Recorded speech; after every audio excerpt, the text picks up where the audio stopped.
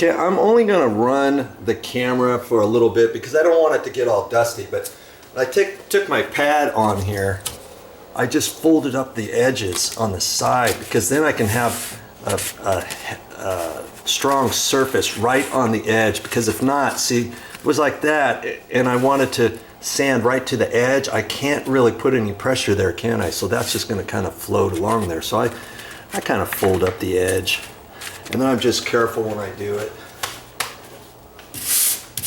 And I'm not going to do it really super hard. I'm just going to do a little bit.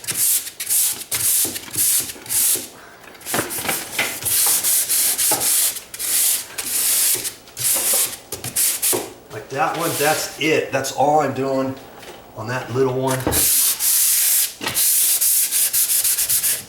if you have a light, you can shine a light on here. I usually have my construction light here, but I don't have it here today. But you can shine a little light on there and see where you need to sand a little bit more and where you don't.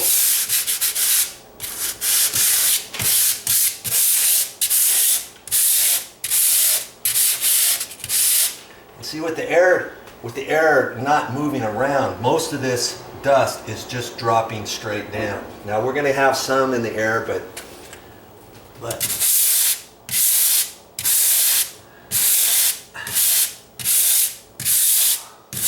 I got Marky shining the flashlight for me over here, and that should be good enough with the light. Maybe I wonder if I'll just turn this light on here too. Okay.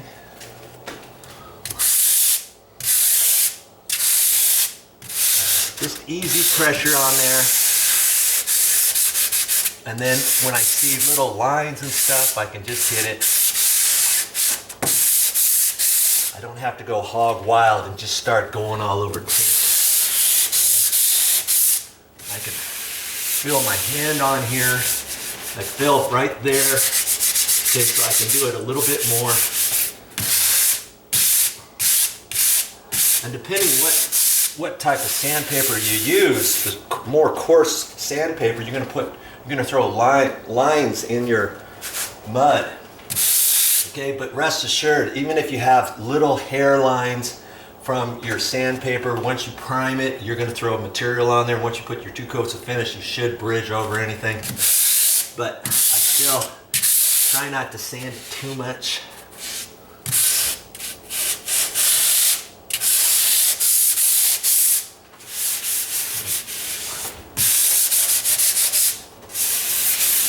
Now I can move it over this way, and I'm gonna go down a ways. I'm gonna go at least below where the stove top was, and they might have a stove that goes up above, you know, and have the burners handles on the back. But I'm still gonna go down plenty far.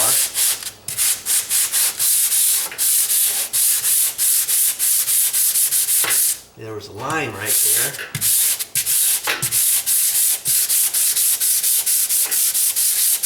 If you have any long, you know, lines that are stuck up pretty far, you could use your drywall knife and knock some down. But then sometimes your drywall knife might make another line that you're like, oh brother, I shouldn't have done that.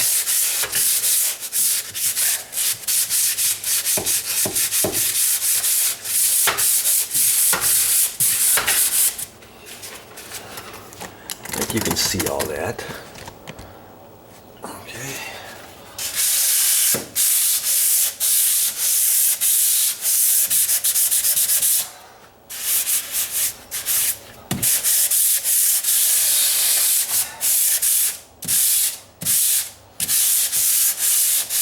Even strokes, about the same pressure if you can, everywhere. A little spot right there. Now that's gone. With smooth wall, you gotta be really good, because there's no texture, there's no spray texture on it, so lots of imperfections will show. But once you get your paint on there too, That's going to cover some stuff, and this is dark paint. And that's probably a good thing, but I'm still going to do a good job of this.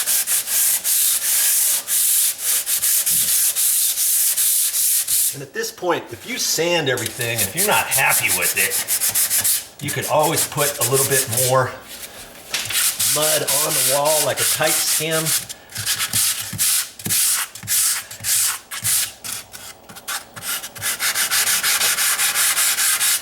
See, I had that folded up, so now I can get that right in there because I can't get my whole pad in there.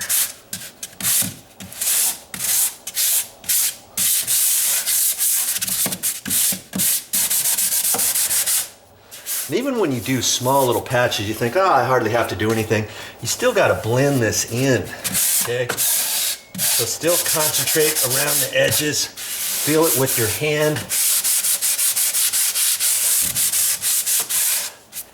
I had one little patch here. They had some brackets on the wall that they took off.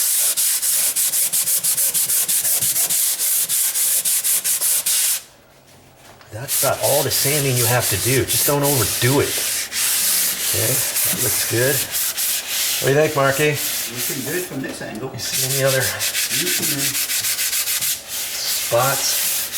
Like I say, don't over sand it. Too much sanding is not really a good thing. As long as you feel it and it feels like a baby's butt, then you know you've got it. Because see, even with my glove on, I mean, you can do it without gloves, but even with the glove, I can feel or not feel any imperfections. And especially with the light, you'd be surprised. Do this without a light and then shine a light on you there and you'll think, my word, I missed here, here, here, here. And it's always good to use a construction light. You can get those at the hardware store for usually less than 20 bucks. Okay. I'm looking to see if I see any other ridges on here. Let's just do it once over.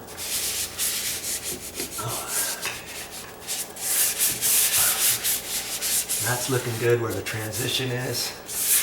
Perfect. Okay. That's looking good.